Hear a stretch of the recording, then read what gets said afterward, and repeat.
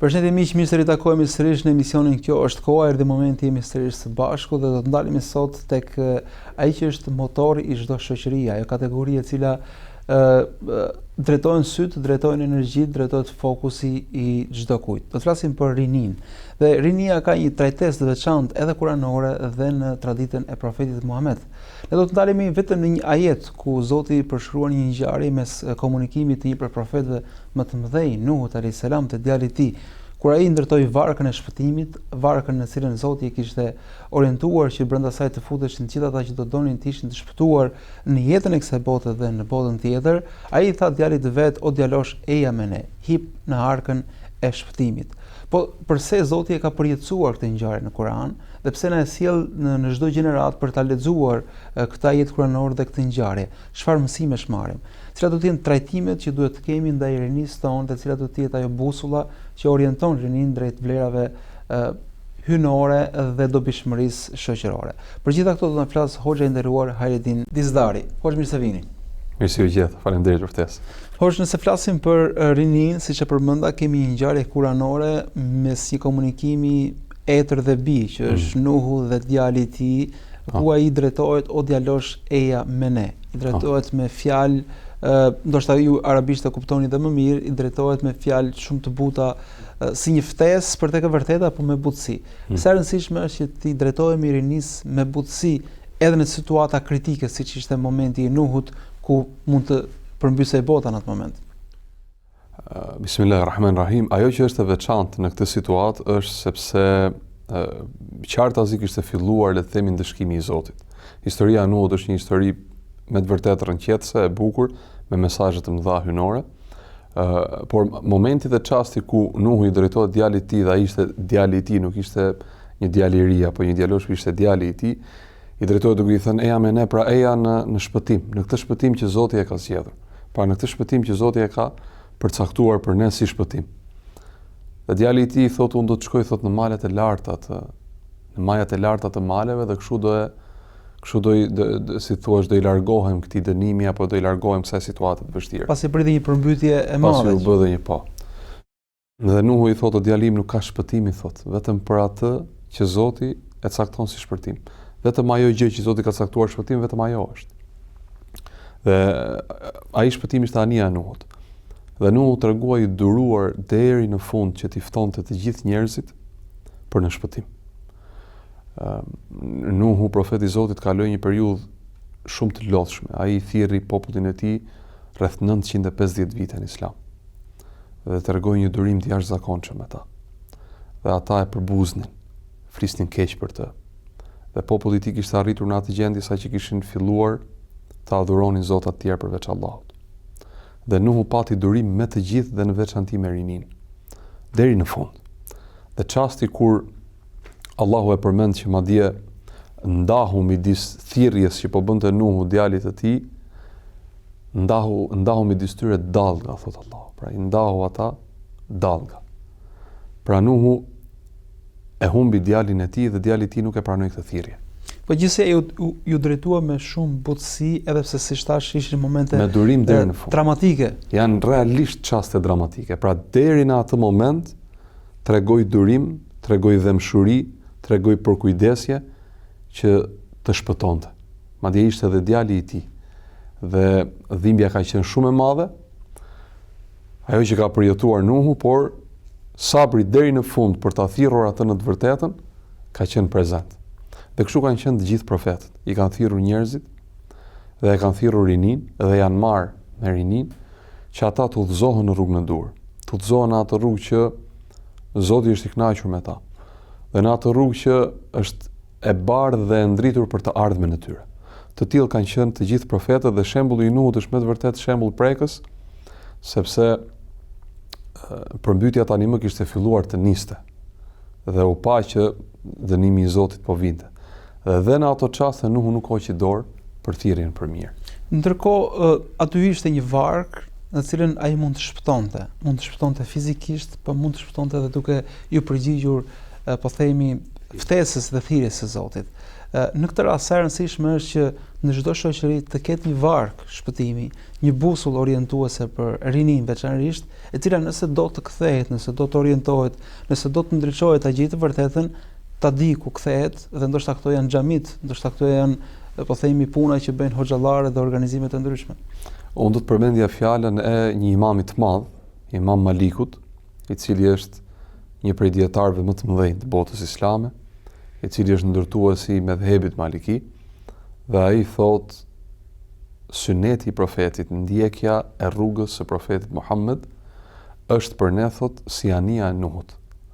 Pra në këtë botë plot kaos, plot vështirësi, plot hutime, plot ngarkesa të vështira emocionale, sprova nga më të ndryshmet, Imam Maliku thot për ne, thot, në këtë rrugtim të jetës, shpëtim, thot, nga gjitha këto sprova dhe vështirësi që na vinë majtas djathtas, për ne, thot, syneti i profetit, ndjekja e traditës profetike, është, thot, si ania e Nuhut, që ata të cilët u futën në të, thot, shpëtuan, thot, si në këtë botë dhe në botën tjetër. Ndoshta për disa të rinj, edhe për shkak të parajgjykimeve të ndërtuara, edhe për shkak të tezave të gabuara, të hedhura, që shpesh janë manipuluese, duke sikur të jetosh me traditën e profetit, është një stil i lashtë, që ndoshta nuk i përgjigjet sfidave, nuk i përgjigjet aktualitetit, nuk të bën të suksesshëm, në këtë garën, po themi edhe mes njëri tjetrit, nuk na jep forcë dhe fuqi.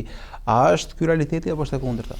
Jo, është e kundërta, për shkak se sot, nëse do të ecni me këtë tezë, pra që të ndjekurit e jetës profetit, shembullit të tij e bën njeriu të kthehet pas dhe mos të jetë njeri i zhvilluar, atëherë bota nuk do t'i merrte shembuj filozofët cilët kanë jetuar para 2 apo para 3000 viteve, ku sot ndërtohet një lloj ecurie e punëve të shtetërore mbi bazën e një demokracie të shkuar të 2 apo 3 vite më përpara, apo dhe në Romën e lashtë ku diskutohet shumë çështja e ligjeve. Pra, kjo është një tezë që nuk qëndron. Shembujt e mirë gjatë gjithë historisë së njerëzimit kanë qëndruar, dhe shembulli i mirë është shembulli i mirë, nuk ka rëndësi se në çfarë periudhe ke jetuar. Ne sot jetojmë në një jetë më dinamike, jetojmë në një jetë që ka sfida më të mëdha, jetojmë në një jetë që kufizohemi në kohë, madje kufizohemi edhe në meditim, gjë që i bën njeriu të dëm. Njeriu ka nevojë të bëjë një lloj pauze dhe të bëjë reflektim me veten e tij, sidomos i riu, se për çfarë jam këtu, nga kam ardhur dhe ku do shkoj. Pra, cili është qëllimi i ekzistencës time, për çfarë jam këtu? Të gjitha këto energji që unë i kam, ku duhet i çoj? Dhe të gjitha këto përgjigje njeriu i gjen duke kërkuar, duke ulëmtuar, duke marrë prej diturisë, duke pyetur ata cilët janë më të dijshmit, duke pyetur në rastin konkret hoxhallarët. Njeriu është qenie komplekse, është qenie që gjithmonë ka qenë dhe do të jetë kurioze, dhe padyshim që çdo i ri dhe e re arrin ta gjejë të vërtetën nëse e kërkon atë me sinqeritet. E padyshim shumë prej tyre e kanë gjetur të vërtetën në Islam, dhe falënderimi i takon Allahut, pasi e kanë parë që rrugtimet e tyre të mëparshme nuk i kanë çuar as gjikundi, apo kanë qenë humbje kohe, dhe ata vetë e tregojnë. Pra, dija islame është dije e cila ndriçon mendjen e njeriu, zemrën e njeriu, dhe i bën njeriu të kuptojë se për çfarë ka ardhur këtu, cili është qëllimi i kësaj ekzistence, dhe se ku ai do shkojë, që pastaj rrugtimin ta ketë më të thjeshtë. Ndërkohë, nëse i kthehemi sërish ngjarjes së Nuhut dhe djalit të tij, Nuhi tha, heja ip në këtë anije që të mos mbytesh dhe të mos, po themi, të jesh për të dëshpëruarve. Ndërkohë ai i dha një përgjigje e cila duke iracionale, tha do të hipin majat e maleve dhe kështu do të shpëtoj kësaj përmbytje të madhe. Ndërkohë kjo ishte, po themi, një përgjigje e gabuar. Cilat janë, po themi, ato dallgët e shoqërisë tonë ku rinia mund të mbytet në ato dallgë duke menduar se di të notoj dhe di t'ia dal. Cilat do të veçoni disa për sfidave të rinisë sot? Sfida, rinia sot ka një sfidë e cila është sfidë e përhershme, që është energjia në thonjza e pakufishme e saj. Pra, i riu si sot, si dikur, flas për ato sfida që janë sfida që i zgjasin kohërave, qoftë në të shkuarën apo qoftë sot në të tashmen apo dhe në të ardhmen, i riu përballet me atë që quhet rinia apo energjia e rinisë, që e ndjen veten që është i gatshëm të ndryshojë botën dhe merr përsipër përgjegjësi që ndoshta edhe nuk janë të tijat, dhe mendon se do të jetë gjithmonë kështu. Kjo është një sfidë e jashtëzakonshme, sfida e kohës. Njeriu në çfarëdo lloj kohe është mashtruar me idenë që ai ka kohë, apo ai do të ketë pafundësisht energjitë që ka, apo shëndetin që ka. Njeriu kur zgjohet në mëngjes nuk ka asnjë lloj dhimbje trupi, është i gatshëm për të filluar ditën. Kur kalojnë vitet, pastaj ke nevojë për një kafe, ke nevojë për disa minuta që të zgjohesh. Një nga përjetimet e gabuara që kalon njeriu është se pretendon apo mendon apo ka iluzionin që do të ketë kohë pafundësisht. Kjo nuk është e vërtetë. Koha është e kufizuar, shëndeti ka një lloj kufizimi, rinia, gjithë ajo energji që ti ke për të provuar gjëra të reja kanë kufizimet e tyre. Pra ajo që është një le të themi një përjetim apo një perceptim i gabuar i çdo të riu në të gjitha kohrat është mendimi që ai ka në veten e tij që këto energji që ka i ka të pashtërueshme dhe kohën që ai ka të pafundme. Nuk është e vërtetë. Për këtë arsye njeriu duhet të shpenzojë energjitë e tij në ato rrugtime të cilat janë të dobishme për të.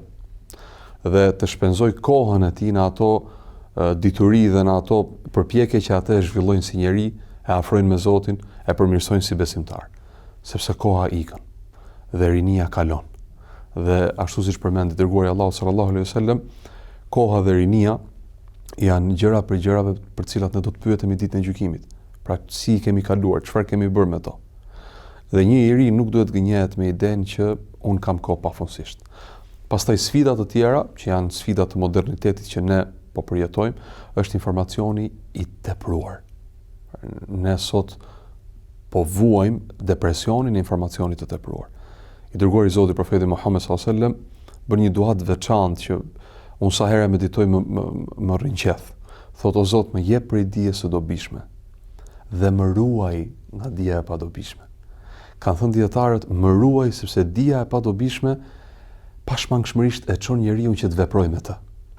Pra një njeri i cili grumbullon informacion të padobishëm në një farë forme apo në një tjetër do reflektohet qëndrimet e tij, do reflektojnë qëndrimet e tij dhe normat e vlerat, e parimet, dhe do fillojë të veprojë me atë informacion i cili në thelb është i padobishëm.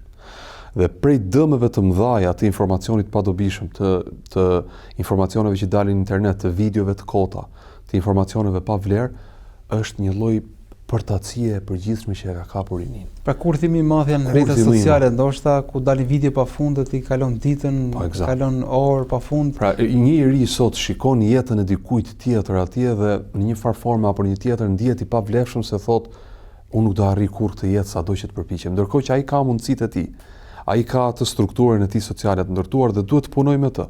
Po ai nuk është fokusuar te realiteti i tij këtu. Ai ka ndërtuar një ëndër apo një vizion apo një. Pra mund iluzioni përballë realitetit i cili shpesh mund të jetë më i pasur dhe më i qëndrueshëm. Ndërkohë duket sigur në këto situata po themi iluzive, depresive her pas here, me një lloj shterpësie shpirtërore dhe vlerash, duket sikur Ramazani vjen si një mundësi që i riu të ditë të orientohet, të ditë po themi dhe të pasurohet me konceptet e duhura dhe me vlerat e duhura. Si ta shfrytëzoj rinia këtë Ramazan, këtë ditë, këtë muaj? Rinia me energjitë që ka, që përmendëm, folëm çështjen e kohës dhe çështjes së energjisë, duhet që të fokusohet në adhurime sa të ketë mundësi, sepse njeriu ka fuqi fizike më shumë se sa çka një person i cili është i moshuar. Dhe të përpiqet sa më shumë që të jetë në kontakt me xhamin, të falë namazin e taravive, të qëndroj larg veprave të këqija në muajin e Ramazanit, larg fjalëve të kota, larg shikimit haramit. Shumë të rinj janë të sprovuar me imazhet e pista të lakurisisë, të pornografisë dhe e kanë sfidë më vete të heqin dorë prej saj. Dhe do t'i këshilloja për hir të Zotit që në këtë muaj të merrnin iniciativën, të merrnin forcën duke u mbështetur tek Allahu, që ta përmirësonin veten e tyre edhe në këtë aspekt. Pra t'i japin një lloj shenjtërie muajit të Ramazanit. Dhe ato harame që ndoshta për ta janë të përditshme, janë normale, jashtë muajit të Ramazanit, të mos jenë më normale në këtë muaj. Dhe të shpresojnë ndryshimin tek Allahu në këtë muaj dhe ta tregojnë sakrificën, ta tregojnë atë përpjekjen e tyre për këtë ndryshim. Të largohen nga shoqëritë e këqija, nga ato shoqëri që i nxisin ata për në haram. Ta bëjnë këtë gjë për hir të Zotit, duke shpresuar shpërblim të madh në këtë muaj. E pastaj adhurimet janë të shumta, veprat e mira janë të shumta. Të jenë të sjellshëm ndaj prindërve të tyre, të ndihmojnë prindit e tyre, sepse kanë kohën dhe energjinë. Të jenë prej atyre fëmijëve që prindit e tyre bëhen krenar me ta. Pra, do t'i këshilloja për ato vepra që ata shikojnë që i kanë të mundshme t'i realizojnë. Të mos neglizhojnë të Të mos neglizhojnë tek ato. Ndërkohë, edhe nëse flasim për historinë e Nuhut, po edhe nëse shohim historinë e profetit Muhammed alayhis salam, ka një butësi, po themi, të dedikuar ndaj rinisë. Sa rëndësishme është në këto situata dhe ne prindrit, edhe të rriturit, të dinë që ti marrin këto mësime të profetëve për t'i përdorur në raport me fëmijët, pasi shpesh në humbet durimi, duam rezultate, mërzitemi kur ata nuk dëgjojnë, shpesh jemi të pakënaqur, pritshmëritë janë më të mëdha, po ndërkohë nëse i kthejmë historisë profetëve, gjejmë gjithmonë butësi të këta raport me rinin. Çfarë do këshillojmë prindrit tani në këtë situatë? E para gjë që njeriu duhet të kuptojë është që udhëzimi është në dorë të Zotit. Allahu është ai i cili i udhëzon njerëzit. Dhe situatë shumë e sikletshme është për prindin të shikojë fëmin e tij që nuk është në rrugën e dur. Sepse mund të jesh prej atyre prindërve që bën sakrificën, lodhesh, mundohesh, e këshillon fëmijën tënd, por fëmia jote nuk është aty ku duhet. Dhe kjo do të trokas mirë në, po themi, në dyert e Zotit, se përpara se të trokasin në mendjet e fëmijëve, se ndoshta ati e hapin zemrat. Po. Sepse prindi ka në dorë të bëj përpjekjen e tij ashtu siç profetët kanë patur në dorë të thërrasin. Wa ma alayka illa al-balag. I drejtohet Allahu profetit duke i thënë dhe nuk ke ti detyrim tjetër veç se thirrjes. Pra ti e thirrës. Ai i cili i hap zemrat është Zoti.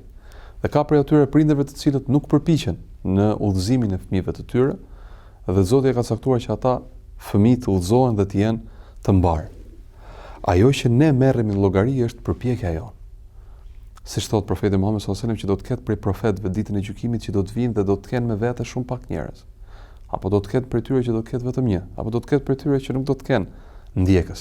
A do të thotë kjo që këta profet nuk e kanë bërë detyrën e tyre? Absolutisht jo. Pra dhe prindi e bën detyrën e tij, lodhet, përpiqet, mundohet, e këshillon me butësi, është aty në mbështetje të tij, po ka prej fëmijëve që nuk e marrin rrugën e mbar, ama ne lutim Allahun që ata të udhëzohen. Pra ne bëjmë përpjekjen tonë. Udhëzimi mbetet në dorë të Zotit. Ndërsa sa i përket asaj se si kanë qenë profetët me të rinjt, profetët i kanë dhënë një rëndësi të veçantë rinisë. Madje dërguari Allahu sallallahu alaihi wasallam thotë, rinia është ajo që e ka ndihmuar më së shumti këtë fe. Pra i riu është ai i cili është i gatshëm të bëjë disa sakrifica që ai i cili është i martuar apo ka fëmijë apo ka përgjegjësi mbi supe nuk është i gatshëm t'i bëj. Thuhet që profeti Muhammed alayhis salam ka qenë rrethuar nga të rinjt. Është e vërtetë kjo? Si ka qenë ky realitet raporti i tij me rinjt? Ka qenë i rrethuar nga të rinjt, madje prej njerëzve të cilët transmeton më shumë ti hadithe Abu Huraira radhiyallahu anhu, ka qenë i ri dhe ka, si thuash, e ka hedhur rinin e tij, e ka investuar rinin e tij, se hedhur është fjala e gabuar, e ka investuar rinin e tij në prani të Resulullah sallallahu alaihi wasallam duke marr prej dijes që Allahu i kishte dhënë profetit. Pra e ka kaluar rinin e tij në dituri. Dhe ky i ri na ka bërë dobi të gjithë neve. Sepse ne kemi transmetuar, kemi marr hadithet, veprimet, mosveprimet, fjalët e profetit Muhammed sallallahu alaihi wasallam më shumë ti prej këtij të riu, prej Abu Hurairas, i cili ka sakrifikuar nga koha e tij, nga energjia e tij për të qenë pranë profetit Muhammed sallallahu alaihi wasallam, për të marrë ato dije të dobishme që i ka bërë dobi atij në radhë të parë, dhe na ka bërë dobi neve për 1450 vite gati. Ndërkohë profeti alayhis salam i ka inkurajuar të rinjt me fjalët, po themi, hynore të frymëzuara nga Zoti, duke kam përshtypjen duke i treguar se për rinin ka disa shpërblime të posaçme, pra ka një bekim të veçantë dhe një sevap të veçantë për atë person i cili rinin e kalon në vepra të mira, në adhurim dhe në Islam. Si ka inkurajuar profeti Muhammed alayhis salam rinin? I riu, thot profeti Muhammed sallallahu alaihi wasallam në një hadith madhështor ku tregon për ditën e gjykimit se si nuk do të ketë hije tjetër përveç hijes së arshit të Allahut, dhe dielli do të jetë mbi kokat e njerëzve dhe njerëzit do të djersisin aq sa gjunahe kanë, aq sa mëkate kanë. Dhe i dërguari i Zotit profeti Muhammed sallallahu alaihi wasallam thot, në hijen e arshit të Allahut thot do të jetë ai i ri dhe ajo e re, e cila e ka kaluar dhe i cili e ka kaluar rinin e saj dhe të tij me adhurimin e Allahut. Pra, shiko çfarë shpërblimi madhështor për njeriu që e ka kaluar rininë e tij në adhurim ndaj Zotit. Dhe prej jetës më të bukur që përmendin dietarët, që njeriu mund të jetojë është një jetë e gjatë, e cila është e mbushur në të me vepra të mira. Dhe rinia, pavarësisht se ka problematikat e saj, nxitimin e saj, mungesën e urtësisë së saj, është shans për të riun që ai të akumulojë prej veprave që ai nuk i bën dot në mosh, le të themi, më të vjetër apo më të thyer. Dhe ato mbeten. Subhanallahu el-Azim, njeriu harron prej veprave që ai bën, po Allahu i ka shënuar të gjitha. Dhe çdo vepër që ti ke pretenduar se mund të mos jetë aty, apo ke harruar për të fare, dhe ke kaluar fazat e rinisë tënde duke shkuar në xhami, duke thirrur njëri tjetrin për të falur namazin me xhamat, duke bërë dhikr, duke motivuar njëri tjetrin për të lexuar Kur'an, kur kalojnë vitet harron për to. Po Allahu nuk ka harruar. Allahu ka caktuar me lajke, të cilët i kanë shënuar ato vepra. Dhe ato mbeten aty. Dhe janë investim për të riun, për të ardhmen e tij në këtë botë dhe për të ardhmen e tij në botën tjetër, në xhenetet e larta. Ndërkohë profeti Muhammed alayhis salam ishte shembulli më i mirë. Pra ajo rini në atë kohë e kishte një model për të cilin frymëzohej dhe për të cilin dinin në gjurmët e kujt të ecnin. Sa rëndësishme është që shpesh të edukojmë përmes shembullit, përmes modelit, qoftë prindrit raport me fëmijët e tyre, po qoftë dhe po themi të rriturit në raport me gjeneratën e të rinjve. Sa ndikon shembulli, nëse mund ta themi më shkurt. Shembulli është ai i cili ndikon më shumti. Sahabët kanë thënë profeti Muhammed sallallahu alajhi wasallam ishte Kurani i cili ecte. Pra, urtësia e Allahut dhul xhelal që zbriti Kuranin, por nuk e zbriti atë thjesht si libër, sepse mund ta zbritte Allahu dhe si libër Kuranin. Ama i shoqëroi atij një profet, një të dërguar, i cili do të jetësonte këtë Kuran, i cili do të ishte shembull i këtij Kurani. Na bën neve të kuptojmë që shembulli është ai i cili flet më shumë se çdo fjalë. Si prind, si vëllai i madh, si një i afërt i cili do të ndikosh pozitivisht të afërmit e tu, shembulli është ai i cili flet më fuqishëm se gjithçka tjetër. Umeri radhiyallahu anhu thot, Allahu e bekoft atë njeri i cili flet pak dhe vepron shumë. I dërguar i Zotit profeti Muhammed ka patur një çast në jetën e tij ku i ka kërkuar sahabëve që ata të ruajnë kokat e tyre. Dhe ata nuk po e bënin një gjë të tillë. Dhe ai u ndje keq sepse ata do të po refuzonin apo do të refuzonin një urdhër i cili vinte nga profeti i tyre dhe do dëmtoheshin prej refuzimit të këtij urdhri. Dhe merr këshill prej bashkësortës së tij dhe i thot, ajo, o i dërguar i Zotit, pse nuk e bën ti i pari? Pra pse nuk e jep shembullin ti i pari që ta bësh këtë gjë? Dhe e bën profeti Muhammed sallallahu alajhi wasallam dhe sahabët direkt sa e pan dërguarin Allahu sallallahu alajhi wasallam e vepruan atë vepër. Pra shembulli ka fuqi më të madhe se sa fjala, pavarësisht se fjala është e nevojshme. Njeriu ka nevojë të dëgjojë prej këshillës. Allahu përmend Kur'an duke thënë këshilloni, përkujtoni, sepse përkujtimi ju bën dobi besimtarëve. Po ndonjëherë kur japim shembullin e keq është më problem, sepse ju tregojmë të rinjve se çfarë do të bëjnë, po nuk arrin t'i bëjmë vetë ose bëjmë të kundërtën. Tani kjo krijon dhe konfuzitet. Po, aty humbet fuqia e fjalës. Në momentin që fjala jote nuk është me veprat e tua, Allahu dhul xhelal përmend Kur'an duke thënë, o ju të cilët keni besuar, pse flisni atë që ju nuk e veproni? Pra këshilloni të tjerët, po ndërkohë vetë po na këshillon Allahu, pra na qorton Allahu. Pse bëheni për atyre njerëzve që i thon njerëzve për diçka, po në vete nuk e veprojnë? Pra kjo është më e mira, që besimtari të jetë për atyre njerëzve që nëse e vepron diçka, apo nëse e thot diçka të jetë dhe vepruesi i saj. Po ka raste ku besimtari apo njeriu i cili beson në Zot është i dobët dhe mund të ketë rënë një haram, është bërë prehë një haram i caktuar dhe nuk heq dot dorë prej tij. A mos është kjo një situatë ku ai e ka të ndaluar të këshillojë të tjerët? Jo.